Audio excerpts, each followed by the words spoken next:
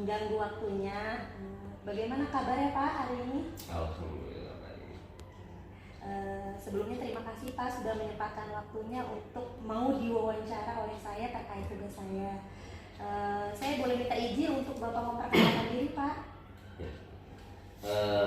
Perkenalkan, nama saya Heru Hardiansyah, SPD. Saya kepala sekolah di SMK Layar 1 untuk tahun ajaran 2023-2024. Terima kasih Pak. Langsung aja ke wawancara ya Pak ya. Untuk pertanyaan yang pertama Pak, selama ini bagaimana Bapak dapat mengidentifikasi kasus-kasus yang merupakan dilema etika atau rujukan moral? Ya, untuk identifikasi kasus-kasus kami dari pihak sekolah itu biasanya akan melakukan kontrol yang diwakili oleh para pembina siswa, kemudian guru BP atau guru BK, atau laporan-laporan dari siswa-siswi. Selain itu juga kan kita melakukan pendekatan pada siswa-siswi ketika ditemukan hal-hal yang memang berkaitan dengan kasus-kasus tersebut, ya kita coba untuk identifikasi hal-hal itu. Untuk contoh kasusnya itu sendiri apa Pak? Ya, untuk contoh kasusnya itu sendiri misalkan berkaitan dengan siswa yang mendapatkan program bantuan KJP dari pemerintah. Kemudian tentunya kita tahu bahwa untuk program KJP itu adalah siswa yang memang membutuhkan secara ekonomi, tapi terjadi pelanggaran moral. Misalnya anak tersebut ketahuan merokok, kemudian diupload di media sosial. Nah, di satu sisi kita harus bertindak tegas terhadap perilaku siswa tersebut, tapi di satu sisi kita juga harus menyelamatkan mereka. Bagaimana mereka harus tetap bisa melanjutkan pendidikan dengan baik sampai lulus di sekolah ini. Gitu. Berarti itu termasuk dilema etika ya Pak? Ya. Pertanyaan berikutnya Pak, selama ini bagaimana Bapak menjalankan pengambilan keputusan di sekolah, terutama untuk kasus-kasus di mana ada dua nih yang kepentingan sama-sama benar, kemudian sama-sama yang mengandung nilai kebajikan? Ya, kita kembali lagi ke kasus yang tadi ya. Kebetulan memang ada siswa kita yang mengalami masalah itu. Di satu sisi memang kita harus ambil tindakan tegas, harus kita keluarkan. Di sisi yang lain tadi yang saya bilang, kita harus menyelamatkan anak itu. Yang kita lakukan adalah kita komunikasi dengan pihak orang tua, kemudian kita komunikasi dengan pihak wali kelas, kita komunikasi dengan para pembina. Apalagi anak ini itu memiliki latar belakang yang memang cukup membutuhkan perhatian. Pertama, secara ekonomi anak tersebut sangat kekurangan sehingga dia mendapatkan KJP. Kemudian yang kedua, dia adalah anak yang broken home. Karena orang tuanya sudah berpisah, si ayah sudah meninggalkannya sehingga si ibu harus bekerja. Akhirnya anak tersebut kurang perhatian di rumah. Nah, di sini memang komunikasi yang intens antara sekolah, kemudian orang tua, kemudian pembina, kemudian dari unsur BPK juga wali kelas. Kita coba bina, kita coba lakukan pendekatan secara intens dengan harapan anak ini bisa berubah. Itu salah satu upaya. Intinya satu hal yang memang menjadi pegangan teguh kita, anak-anak ini harus kita selamatkan, mereka harus mendapatkan hak pendidikannya sampai selesai. Itu yang menjadi dasar kita. Makanya sangat sulit untuk mengambil keputusan ini, tapi bukannya kita ingin melanggar aturan, tidak ingin kita keluarkan, karena memang kan tegas gubernur menyampaikan bahwa yang telah merokok keluarkan saja.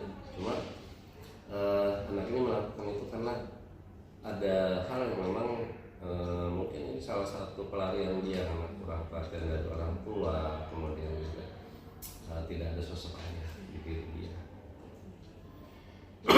Untuk pertanyaan berikutnya, langkah-langkah atau prosedur seperti apa yang biasa Bapak lakukan selama ini? Ya, kembali ke kasus yang tadi ya, tadi sudah saya sampaikan, kita dengan orang tua kita bikin surat perjanjian, kemudian dari surat perjanjian itu mudah-mudahan ada pengikat lah ya, secara tertulis dia menyampaikan bahwa ini penanganannya memang benar-benar serius. Kemudian kita lakukan kita buku kontrol siswa, di mana nanti si orang tua melakukan pengawasan di rumah, kemudian di sekolah juga kita kontrol secara khusus berkaitan dengan tugas-tugasnya, berkaitan dengan ibadahnya. Itu yang memang kita berikan perhatian khusus selama 3 bulan. Termasuk nanti ada jadwal tertentu di mana anak tersebut akan melaksanakan bimbingan dari guru BP atau BK. Untuk berikutnya Pak, hal-hal apa saja yang selama ini Bapak anggap efektif nih dalam pengambilan keputusan pada kasus-kasus dilema etika? Ya, yang kita anggap efektif itu memang yang pertama kerjasama orang tua, kemudian konsistensi dari pembina siswa, guru BP dalam pengawasan, kemudian juga paling utama itu komunikasi antar guru, wali kelas, kemudian juga orang tua.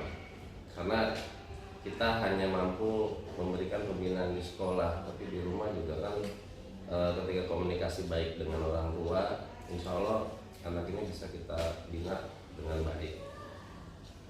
Untuk berikutnya Pak, hal-hal apa saja yang selama ini merupakan tantangan dalam pengambilan keputusan pada kasus-kasus dilema etika? Ya, tantangan terbesar sebetulnya ini pernah terjadi juga kasusnya, itu adalah ketidakpedulian orang tua terhadap anak. Jadi banyak sekali kasus yang secara ekonomi tidak mampu itu didasari oleh perceraian orang tua. Jadi ketika mereka berpisah, hanya satu orang yang bertanggung jawab untuk anak itu. Akhirnya si ibu atau bapak yang memang menanggung anak tersebut, dia harus bekerja.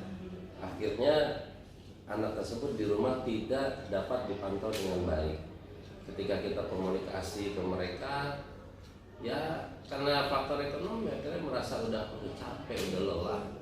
Akhirnya ya mereka seperti lepas tangan. Ketika kita minta datang ke sekolah untuk membicarakan terkait anak tersebut, mereka tidak bisa karena sibuk kerja atau alasan lainnya. Nah itu kendala kita ya. Koordinasi antara orang tua ya? Antara orang tua yang kadang orang tua seakan-akan tidak peduli karena kesibukannya. Kemudian yang berikutnya, apakah Bapak memiliki sebuah tata kala atau jadwal tertentu dalam sebuah penyelesaian kasus dilema etika? Apakah Bapak langsung menyelesaikan di tempat atau memiliki sebuah jadwal untuk menyelesaikannya? Kemudian bentuk atau prosedur seperti apa yang akan Bapak jadwalkan? Ya, untuk pertama ketika ditemukan kasus tersebut, kita harus segera menyelesaikan secepat mungkin di tempat di sekolah kita proses. Dan kedepannya kita buatkan jadwal. Seperti yang tadi saya sampaikan, kita punya buku kontrol. Itu untuk pembinaan kita jadwalkan seminggu 2 kali selama 3 bulan. Jadi termasuk pertemuan dengan orang tua juga kita jadwalkan. Kita sampaikan perkembangan anaknya, kemudian juga kita akan bertanya bagaimana perkembangan di rumah. Ini secara intens, kita punya standar selama 3 bulan itu. Harapan kita selama 3 bulan itu anak bisa berubah total. Seperti itu. Kemudian Pak, berikutnya, adakah seseorang atau faktor-faktor apa yang selama ini mempermudah atau membantu Bapak dalam pengambilan keputusan dalam kasus-kasus dilema etika? Ya, sebetulnya kunci dari permasalahan ini adalah konsistensi dari Bapak Ibu pembina, kemudian dari guru BP, wali kelas. Itu faktor-faktor penting yang memang saya tidak bisa menyebut seseorang. Ini adalah kerjasama tim. Kalau kerjasama tim ini berjalan dengan baik, insya Allah ini bisa selesaikan dengan baik. Kemudian Pak, untuk pertanyaan terakhir nih Pak, dari semua hal yang telah disampaikan, pembelajaran apa yang dapat Bapak petik nih dari pengalaman Bapak dalam pengambilan keputusan dilema etika? Ya, pembelajaran yang saya petik untuk saat ini memang pertama yang memang menjadi kunci dasar keberhasilan seorang anak dan tidak terjadi permasalahan dilema etika itu adalah yang pertama adalah keluarga. Keluarga punya peran penting dalam pendidikan. Kemudian masyarakat, kita tahu setelah COVID-19 ini anak-anak sudah tidak bersekolah selama sekian tahun, kira pengaruh-pengaruh negatif di masyarakat yang memang cukup bebas waktu itu masih terbawa sampai sekarang. Kemudian juga dari internet, informasi-informasi dari internet pengaruh negatif dari itu juga menjadi tantangan kita. Dan intinya juga ya itu di sekolah. Jadi unsur keluarga, masyarakat, kemudian sekolah ini sangat penting untuk saling mengisi, untuk saling mengawasi, untuk saling membina anak-anak kita. Jangan sampai terpengaruh hal-hal negatif. Jadi mungkin untuk wawancara kali ini saya mengucapkan terima kasih banyak ya kepada Pak Heru. Ini sangat membuka wawasan saya mengenai pengambilan keputusan ke depannya mengenai dilema etika. Mungkin itu saja wawancara dari saya Pak ya.